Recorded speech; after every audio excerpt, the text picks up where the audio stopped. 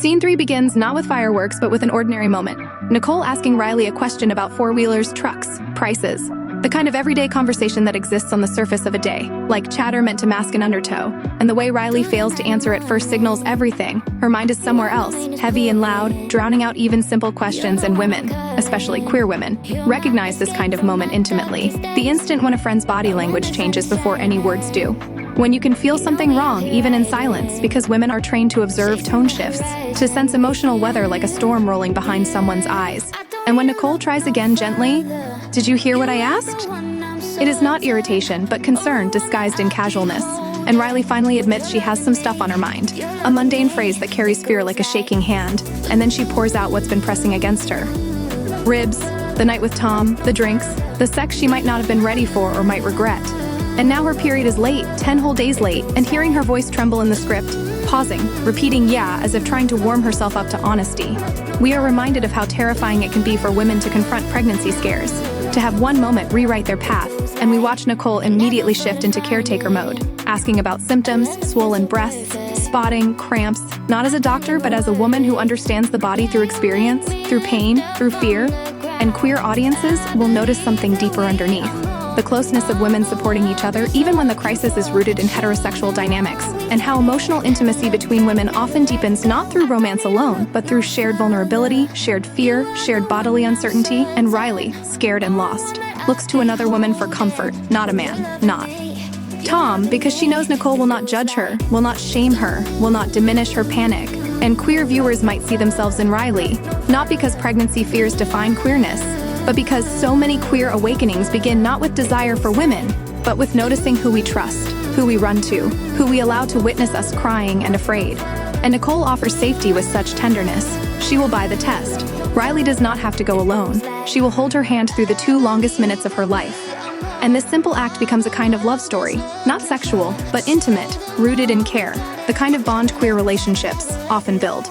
Slow, soft, honest, real, and Nicole's gesture is the emotional climax of the scene. "I'll pick it up and come to my house. We'll test. We'll see." An offering of shelter, a place to fall apart without having to apologize. And Riley exhales for the first time, grateful, leaning into the warmth Nicole provides. And when she says she couldn't have gone alone, the vulnerability of that truth resonates deeply. Women often carry fear privately, swallowing tears at work, surviving panic in grocery aisles.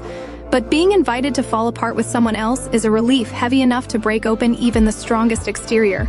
And Nicole does not hesitate to step into that role, a friend, a possible queer longing, or simply a woman who understands what it means to be afraid of her own body. And the following moments, preparing champagne, Riley arriving the next day, meeting family members, explaining the situation, feel domestic, almost homely, and queer viewers know this domestic intimacy well. The way queerness often blossoms in kitchens and bedrooms and bathrooms, in "come here, let me help you," in shared privacy rather than grand gestures. And as Nicole explains the pregnancy test directions, every moment slows. The waiting, the dread, the 2-minute eternity where the stick holds someone's future, and queer. Women especially understand the unbearable intimacy of waiting together, of watching someone you care about tremble, of comforting them with humor and champagne and soft voice. And the tension of the breast check, framed clinically, cautiously, without eroticism, becomes symbolic, not about touch, but about how 2 women's bodies exist as sites of fear, hormones, uncertainty, and how comfort can require closeness, not sexual closeness, but human closeness. The kind queer women know deeply, where hands are used not to claim, but to reassure, not to sexualize a body, but to witness it, to say you're not alone in this, and it reflects a reality rarely shown honestly on screen. That women's bodies are not objects, but experiences, sometimes confusing, sometimes painful, sometimes terrifying. And needing another woman to help interpret those experiences can itself be intimate, even queer-coded, not because it's erotic, but because trust itself is a form of love. And when the result is finally revealed, negative, champagne is poured like relief in liquid form, laughter returning like air after suffocation, shoulders unclenching, breath flowing freely, and Riley leans on Nicole emotionally, calling her a good friend, thanking her for holding her through fear.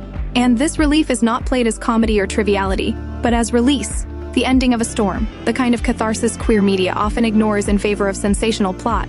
But here we get something truer, 2 women exhaling into each other's presence, sharing a moment that binds them more strongly, whether as friends, future lovers, or simply two women who shared something heavy and survived it together. And the champagne scene, rather than sexual, reads as soft joy, solidarity, womanhood experienced without shame or performance. And queer viewers may see a spark in how Nicole touches Riley's shoulders to ease tension, how Riley melts under that care, how emotional disclosure can create a closeness deeper than flirtation. Because this scene is not about sex, it is about safety, about how women care for one another when the world feels too big, too sharp, too uncertain. And beyond the pregnancy scare lies something more universal: the burden women carry to manage their bodies perfectly or else take responsibility alone. The way society polices women's experiences, pregnancy, sex, fear, and yet expects them to be graceful under pressure. And here, instead, we see grace replaced with honesty, polished facades replaced with trembling words and messy emotions. And in that honesty lies queerness, not as sexual orientation, but as alternative intimacy, a form of connection built on tenderness rather than possession, mutual care rather than societal expectation. And the world often struggles with this, with women being close, vulnerable, affectionate without sexualization.